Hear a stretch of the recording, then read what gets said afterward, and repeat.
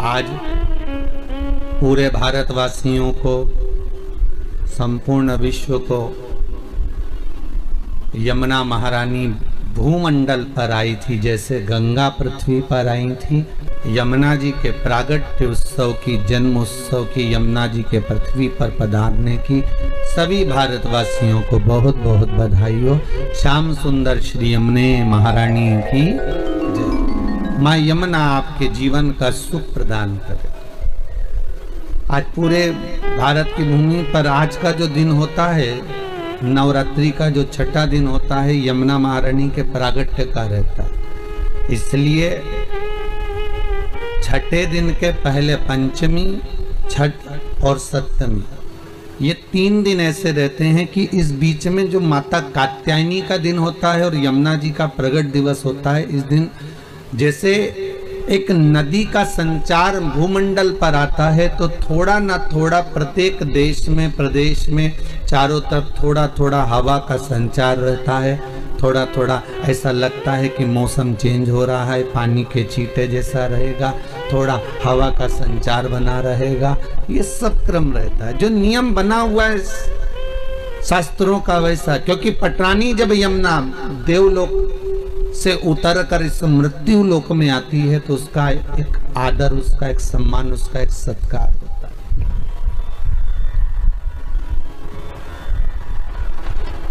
भूमंडल पर अच्छा, कितनी विचित्र बात है, कितनी एक उत्साह की बात है कि देवता भी इस पृथ्वी पर आने के लिए तरसते हैं। देवता भी इस भूमंडल पर आने के लिए और ललायित रहते हैं कि हमें पृथ्वी पर जाना है, हमें इस भूमंडल पर जाना है। और प्रत्येक देवता का एक क्रम होता है। जैसे यमुना महारानी जब भूमंडल पर आई, तो उन्होंने सूर्य नारायण भगवान से कहा, पिताजी यमुना और यमराज ये दोनों जुड़मा हुए थे माता संध्या के गर्भ से। सूर्य नारायण भगवान की धर्मपत्नी के गर्भ से यमुना और यमराज जुड़मा हुए।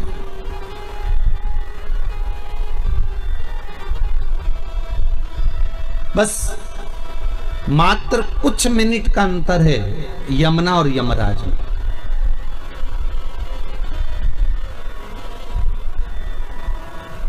यमुना भी और यमराज भी, ये दोनों जुड़वा हुए, कुछ मिनट का अंतर। यमराज और यमुना में केवल कुछ ही मिनट का अंतर। एक दिन यमुना जी ने सूर्य नारायण भगवान से कहा, पिताजी, हे भास्कर देव, हे पिता। माँ की गोद में यमुना जी बैठी हुई थी। उनकी उम्र थी मात्र 4 वर्ष की। कितने वर्ष की थी? मात्र 4 वर्ष की यमुना जी थी। सुंदर माँ यमुना, केश खुले थे और माँ उन केश में कुछ इत्र का भाव लगा रही थी। हम तो कहेंगे उसमें तेल ही लगा रही हैं संध्या देवी। और इतने में भास्कर देव का उस समय पर आगमन हुआ। सूर्य नारायण भगवान पधारे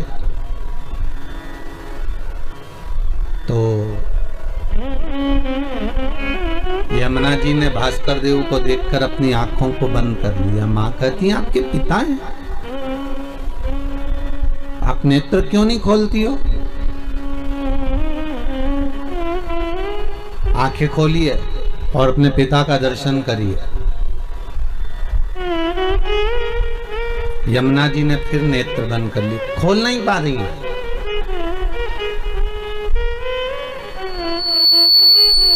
यमुना जी नेत्र नहीं खोल पा रही है। और यमराज, वो भी 4 वर्ष का है। कुछ क्षण की, कुछ ही मिनट की मात्र एक दूसरे में विलंब रहा होगा जन्म में। महाराज, कालिंदी चरित्र जो गाया जाता है, कालिंदी चरित्र जो वर्णन किया जाता है, उस कालिंदी चरित्र में आता है कि यमुना कुछ ही मिनट की दूरी पर, और यमराज आया और यमराज आकर पिता की गोद में सम्मुख में पिता के सामने खड़ा हो जाता है और पिता को निहारता रहता है, दोनों आंखें खोल कर, पर यमुना नेत्र नहीं खोलती।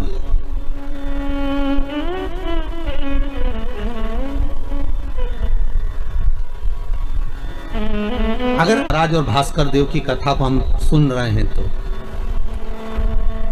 यमराज और सूर्य नारायण की कथा, बाप और बेटे की कथा सुन रहे हैं तो यमराज स्वयं सूर्य नारायण भगवान के सामने खड़े होकर बात कर रहा है।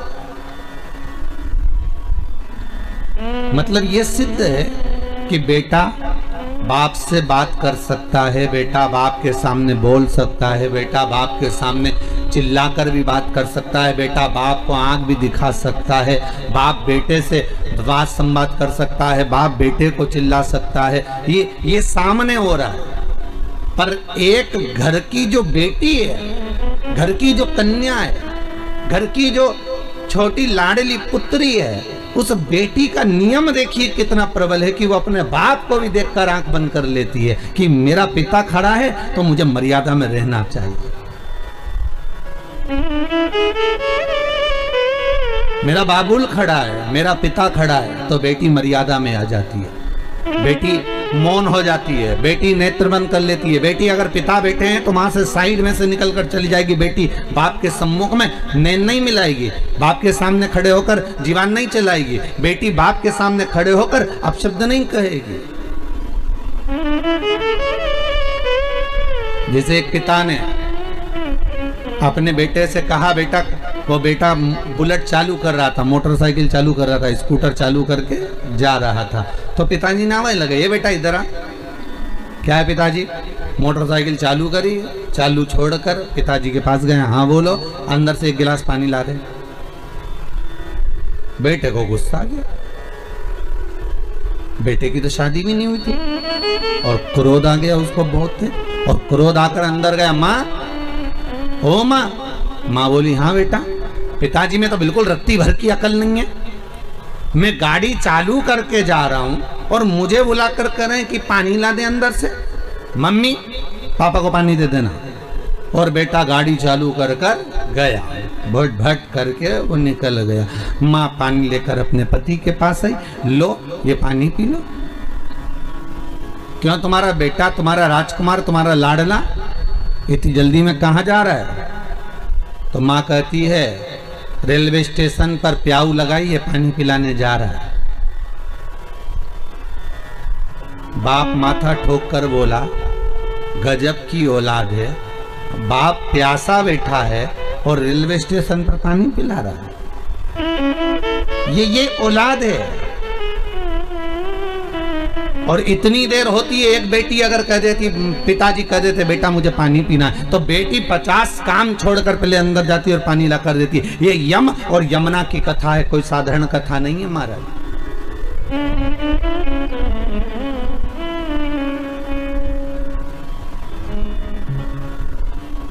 यमुना अपने पिता के सामने नेत्र, संध्या देवी कर रही है, तू नेत्र खोलकर देख, तो नेत्र खोलकर बात तो कर अपने पिता से। नहीं मां, मर्यादा देखिए बेटियों की।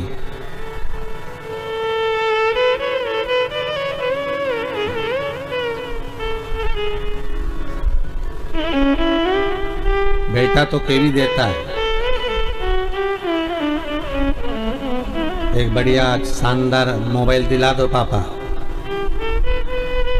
और बेटी नहीं कहती। बेटी सोचती है जब होगा जब हो जाएगा, अभी पापा की दशा ऐसी नहीं है कि वो कुछ दिला सके, अभी पिता की ऐसी दशा नहीं है कि वो दिला पाएंगे। मेरे बाबुल की दशा में जानती हूँ, एक बेटी अपने बाप की दशा को जल्दी पहचान जाती है कि मेरे पिता के पास में इतना धन नहीं है, मेरी माँ के पास में इतनी दौलत नहीं कि मेरे माँ बाप मुझे अच्छे कपड़े दिला दें या अच्छे वस्त्र। बेटा तो डिमांड कर लेता है, बेटा तो खड़ा होकर कह देता है मुझे अच्छा पढ़ना है, मुझे वहाँ जाना है, मुझे मेरे दोस्त एंजॉय करने जा रहे हैं, मेरे दोस्त वहाँ जा रहे हैं, मेरे दोस्त वहाँ जा रहे हैं, मुझे जाना है, 500 रुपये दो, 1000 रुपये दो, 2000 रुपये दो। और बाप बेचारा जेब में से टटोल कर उस बेटे को दे भी देता है। पर बेटी कई बार ऐसी जगह आती है जहां बेटी का मन भी करता है कहीं जाने का, बेटी का मन भी करता है कुछ अच्छा खाने का, बेटी का मन भी करता है कुछ अच्छा पाने का, तो भी बेटी अपने बाबुल की दशा देखकर, बेटी अपने पिता की दशा देखकर, बेटी अपनी माँ की दशा देखकर उसके मुख से शब्द नहीं निकलता। क्यों? क्योंकि उसका भी दिल करता है कि मैं मेरे भैया जैसा करूं, मैं मेरे भैया जैसी पढ़ाई करूं, मैं मेरे भैया जैसी आगे बढ़ूं। हर बेटी की दिल तमन्ना रहती है, जब भाई को देखती है तो बेटी का मन भी करता है कि मैं ऐसा करूं, पर पिता की दशा देखकर, मां की दशा देखकर बेटी मौन हो जाती है, बेटी की मौनता हो जाती है। वो उस जगह पर मौन है, वो उस जगह पर चुप है, वो उस जगह पर शांत हो जाती है कि अब मैं अगर बोलूंगी और मेरे पापा के पास में नहीं होगा तो वो बेचारे क्या सोचेंगे कि मेरी बेटी को मैंने नहीं दिलाया। तो बेटी कभी नहीं कहती, हाँ जरूर जाकर जरूर देखती है, मेरे बाबुल के पास पहुंचकर पापा के पास में भले चली जाएगी, पानी ला देगी, चाय बना देगी, पापा मैं चाय ला दूं आपको, हाँ बेटा मैं आपको पानी ला दूं बाबू, हाँ बेटा मैं पानी रख दूं बाहर, हाँ बेटा मैं पाँव धो लूंगा। बाप भले बेटी का स्नेह और बेटी का बाप के प्रति स्नेह है। ये शिव महापुराण में अगर आज यमुना जी के जन्म की कथा निकली है, यमुना के कालंदी के प्रागट्य की कथा निकली है, तो ये कथा द्वारिका खंड में से कालंदी प्रसंग में से मैं बाच रहा हूं। अगर कोई पढ़ना चाहे तो पढ़ सकता। कोई कहे कि यमुना जी का ये चरित्र कहाँ से लेकर आए, तो आप द्वारकाधीश कथा में से कालंदी प्रसंग को निकालकर उसमें पढ़ सकते, उसमें से प्राप्त कर सकते, आप उसमें से निकाल सकते। बेटी बेटी होती। पटरानी यमुना 4 साल की थी, पर यमुना जी के नेत्र पिता से नहीं मिलाए। आज भी यमुना के नेत्र नीचे ही है। अगर आप लोगों ने कभी यमुना जी का दर्शन करा हो तो जैसे मेरे श्री जी बाबा के नेत्र हैं वैसे यमुना जी के नेत्र भी नीचे हैं। यमुना जी के नेत्र सामने नहीं है, यमुना तिरछे नेत्रों वाली नीचे नेत्र है। कटाक्ष यमुना जी के नीचे है। बाबुल से नहीं मिलाती, बाबुल की दशा देखती है। और कितना सुंदर प्रसंग है, जब सूर्य नारायण भगवान परिक्रमा करते करते संध्या देवी के कक्ष में पहुंचते हैं, तब संध्या देवी बाद में जल लेकर आती है। सबसे पहले यमुना दौड़कर अपने पिता के लिए पानी लेकर जाती है। मेरा बाबुल आया है बहुत समय के बाद, क्योंकि ये कर्म में लगे हैं, ये धर्म कर्म में जब मनुष्य व्यस्त हो जाता है उसके लिए एक बेटी का होना जरूरी है, क्योंकि बेटी ही एक ऐसी होती है जो सम्मुख में आकर खड़ी हो जाती है। बाबुल ये लीजिए, मैं तुम्हारे लिए जल लेकर आई हूं। यमुना दौड़कर 4 वर्ष की बेटी और नेत्रबंद, तो मां संध्या कर रही है, अपना बाबुल आया है, आपका पिता आया है, सूर्य नारायण जी आए, भास्कर देव आए, रविकार आए, आप इनसे कुछ बोलोगी नहीं? यमुना मौन। कितना सुंदर प्रसंग है। जैसे पिता आए तो यमुना ने अपना मुख अपनी माँ की साइड कर लिया और माँ उसके बालों को हाथ से संवार रही है, यमुना के केशों को। पटरानी यमुना के केशों को माँ संवार रही है।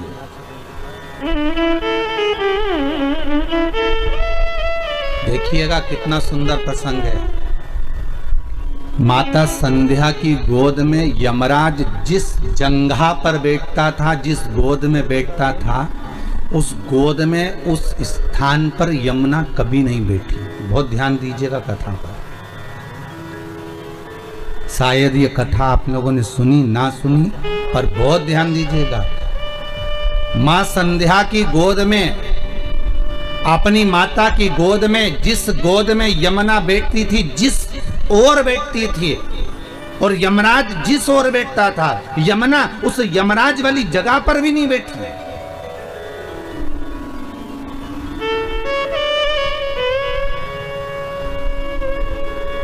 ये बेटी का जीवन है।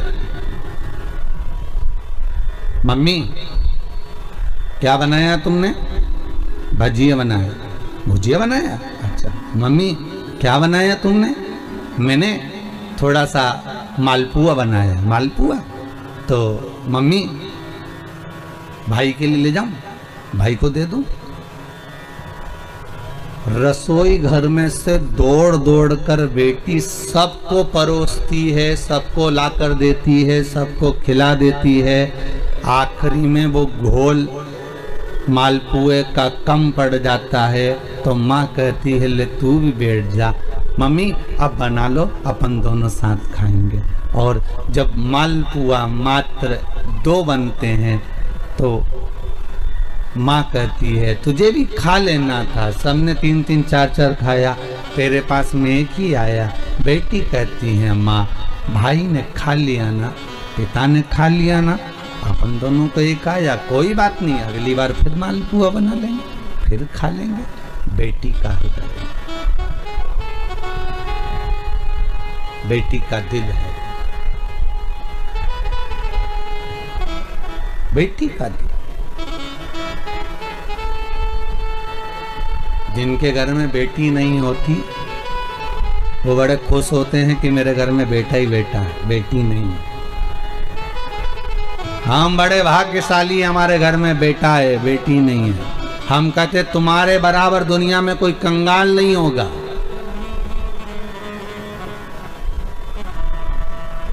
तुम्हारे बराबर दुनिया में कोई भिखारी नहीं होगा अगर तुम्हारे घर में बेटी नहीं है। तो कल एक भैया जी हमारे सामने खड़े होकर कह रहे थे गुरुजी ऐसा वर दे दो, मेरी बेटी की शादी है, बस अच्छे से हो जाए, आशीर्वाद। हम करें, आशीर्वाद की जरूरत ही नहीं है।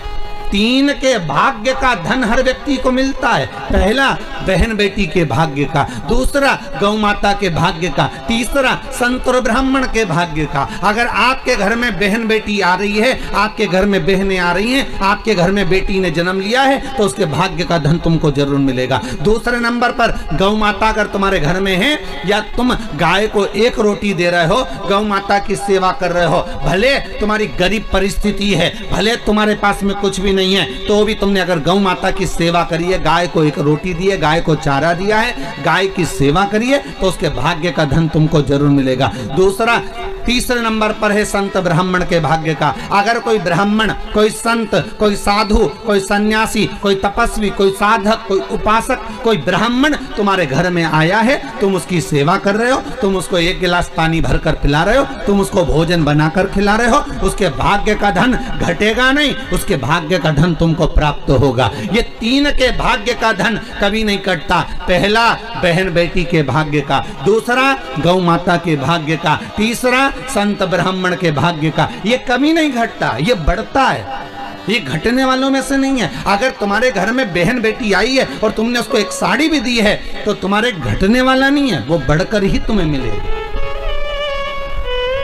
तुमने गाय को अगर 1 रोटी दी है, उसका भाग्य तुमको प्रबलता में ही प्रदान करेगा। किसी संत ब्राह्मण को अगर आपने 1 गिलास पानी पिलाया, 1 अन्न का दाना खिलाया, 1 भोजन कराया, तो उसका पुण्य आपको प्रबलता में प्राप्त होगा, वो घटेगा नहीं। ये घटने वालों में से नहीं है कि घट जाएगा, ये प्रबलता में प्राप्त हो जाएगा।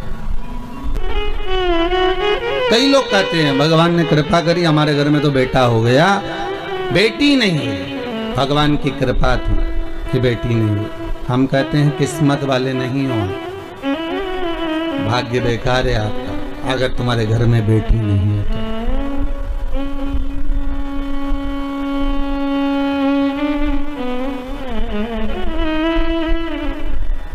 पूछा गया, किसी ने पूछा कि गुरुदेव जिसके यहाँ पर बेटी नहीं होती, आप कहते हो उसका भाग्य अच्छा नहीं होता, ये बताओ भगवान फिर बेटी क्यों नहीं देता? फिर तो उसको बेटी देना चाहिए। हर एक व्यक्ति के घर में 1 बेटी तो देना ही चाहिए। अगर 2 लड़के दिए हैं, 3 लड़के दिए हैं, तो 1 कन्या तो देना चाहिए। हमने कहा गरुड़ पुराण में लिखा है कि बेटी भगवान जान करके नहीं देता है, क्योंकि 94 तरह के नरक में से एक नरक ऐसा है जो कन्या दान करने वाले ही छूट पाते हैं। जिसने कन्यादान नहीं करा होता उस व्यक्ति को उस नरक में पटका जाता है, और सबसे लंबा समय उसी नरक में पटका जाता है जो कन्यादान का होता है। तो भगवान भी सोच कर देता है कि इसको अगर नरक भेजना है थोड़ा बहुत तो मतलब भले इसने पुण्य करा, भले सारे सत्कर्म करे, पर कन्यादान नहीं करा, तो भगवान कहता है इसके एक रास्ता नरक का खुला हुआ है, इसको नरक थोड़ा सा तो भोगना ही पड़ेगा क्योंकि कन्यादान नहीं करा।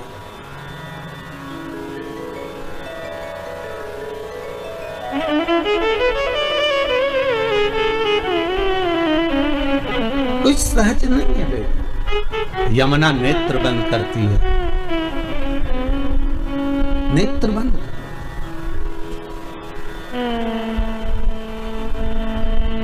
मां कह रही है यमराज सूर्य नारायण की गोद में जाकर बैठे हैं, तुम नहीं बैठोगी जाके? यमुना कहती है मां भैया बैठा है ना, मुझे जाने की जरूरत नहीं है, मैं नहीं जाऊंगा। मां संध्या देवी कह रही है तुम्हारे पिता सूर्य नारायण से तुम्हारा भाई बहुत कुछ मांग रहा है, क्या तुम कुछ नहीं मांगोगी? यमुना कुछ तो मांग लो। यमुना कहती है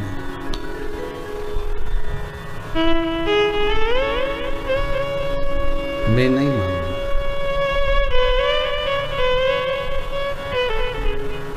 12 वर्ष की यमुना जी हो गई। कितने साल की हुई? 12 वर्ष की।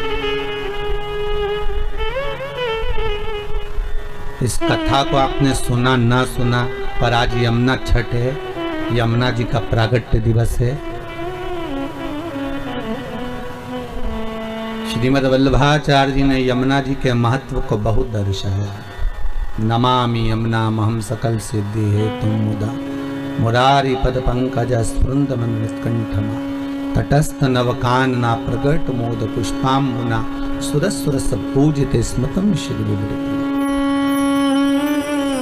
यमुना के एक एक महत्व का व्याख्यान वर्णन श्रीमद् वल्लभाचार्य जी ने करा।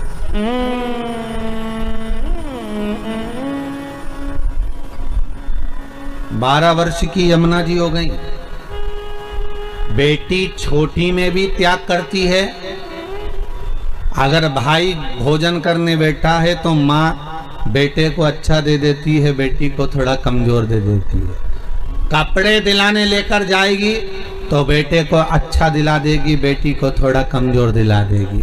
पिता, बेटा छोटा है और बेटी अगर बड़ी है तो बेटे को 2 बिस्कुट के पैकेट ज्यादा दिलाएगा, टॉफी ज्यादा दिलाएगा, बड़ी बेटी को थोड़ा कम दिलाएगा। गम कितना खा रही है बेटी। यमुना गम कितना खा रही है।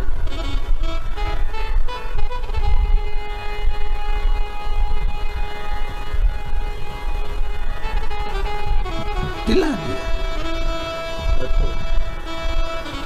बड़ी हो गई, 12 वर्ष की हो गई।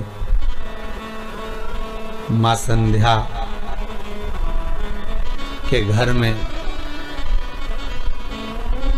और 2 बच्चों का जन्म हो गया। और 2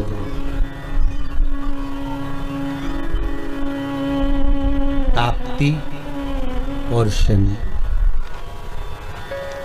एक लड़की और हो गई। क्या नाम था? ताप्ती और शनि। पूरी दुनिया में केवल एक ही नदी ऐसी है जिसके अंदर हड्डियां ले जाकर डाल दो तो 20 मिनट के अंदर गल जाती है, वो ताप्ती नदी है।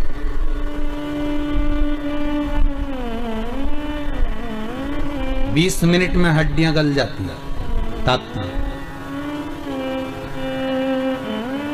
2 बेटी, एक बेटी और एक बेटा और हो गया, शनि महाराज और ताप्ती। यमुना 12 वर्ष की। 12 वर्ष आज मौन थी। ताप्ती ने पूछ लिया। ताप्ती बोली, यमुना तू बहुत मौन रहती है, कुछ बोलती क्यों नहीं है? तेरे मन में क्या है? तू कुछ तो बोल।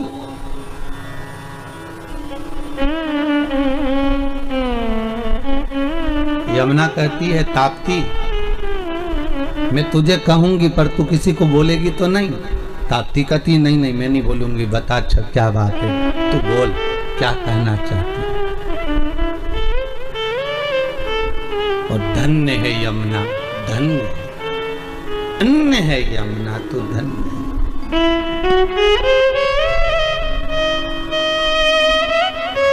मैं जो कहूंगी तू पिता से तो नहीं कहेगी। ताप्ती कहती तू पिता से डरती है? नहीं, बेटी बाप से डरती नहीं है, बेटी बाप का कायदा करती है, बेटी बाप का सम्मान करती है। फिर कहूंगा एक बार, बेटा एक बार अपने माँ बाप को दुखी देख सकता है पर बेटी कभी अपने माँ बाप को दुखी नहीं देखेगी। बहुत ध्यान रखना, माँ बाप कभी नहीं देख सकते। तो डरती है पिता से? नहीं। फिर क्यों कह रही है कि तू किसी पिता को मत बताना? मैं तो बस इतना कहना चाहती हूँ कि तू बोलना मत ही पिताजी से कि मैं चुप क्यों रहती हूँ, मैं मौन क्यों रहती हूँ। क्या चाहती है बोल। यमुना जी कहती हैं, मैंने पिता के मुख से सुना है द्वापर में भगवान विष्णु का एक अवतार पृथ्वी पर होगा और भगवान कृष्ण रूप में देवकी के गर्भ से प्रकट होकर यशोदा की गोद में जाकर खेलेंगे और उनका श्याम वर्ण रहेगा, बड़े श्याम श्याम वर्ण के वो रहेंगे, सांवरे वो रहेंगे। तो फिर दिक्कत क्या है तेरे को? तू क्या चाहती है? यमुना जी कहती हैं बस मन में वही श्याम की मूर्ति समा गई है, अब उस सांवरे को मुझे अपना बनाना है। पर दिक्कत एक हो गई है, क्या कि सांवरे श्याम हैं और मैं बड़ी सुंदर गौरी। कहते हैं 33 कोटि देवताओं में सारे देवी देवताओं को लाकर खड़ा कर दो और उन देवी देवताओं की पुत्र पुत्र वधुओं को खड़ा कर दो, उनकी बेटियों को खड़ा कर दो, उसमें भगवान सूर्य नारायण के सारे बच्चों को खड़ा कर दो, सारे देवी देवताओं की संतानों को लाकर खड़ा कर दो, उसमें सर्वश्रेष्ठ सुंदरता अगर किसी की थी तो महारानी यमुना की थी। इतनी सुंदर, इतनी गौरवर्ण, पूरा शरीर गौरा, मां बड़ी सुंदर, बड़े बड़े नयन, पर पिता के कारण नीचे दृष्टि रखती थी। इतनी सुंदर मां यमुना थी, इतनी सुंदर, अलौकिक।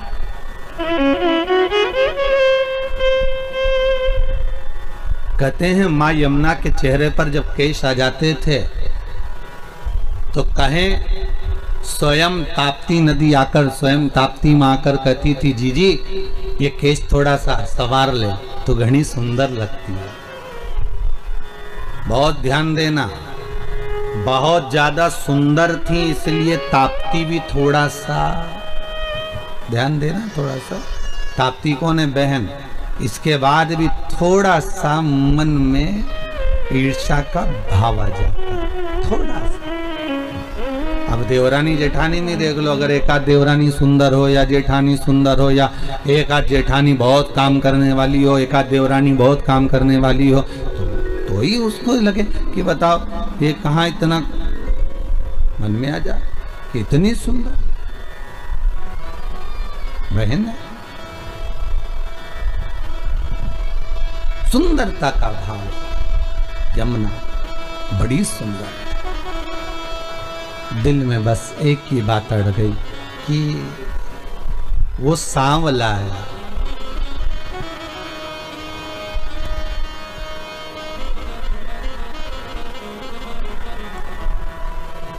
एक हमारी माँ, हमारी अम्मा, हमारी माता जी शादी में एक गीत गाती थी बन्ना बन्नी में, वो हमको याद आता है कभी कभी यमुना जी के प्रसंग में। मैया मन में यही पछतावना, बन्ना बन्नी में हमारी माँ गाया करती, तो हमको थोड़ा सा याद है कि मैया मन में बड़ा पछतावना, मैं गोरी रहीरी बरसावरा, बन्नी काहे करे पछतावना, तेरी मैया गोरी रे पिता सांवरा। हमारी माँ गाया करती है। तो शायद यमुना जी का प्रसंग वही वर्णन कर रहा है कि मैं इतनी गोरी, मैं इतनी इतनी इतनी सुंदरवान, और मैं जिसको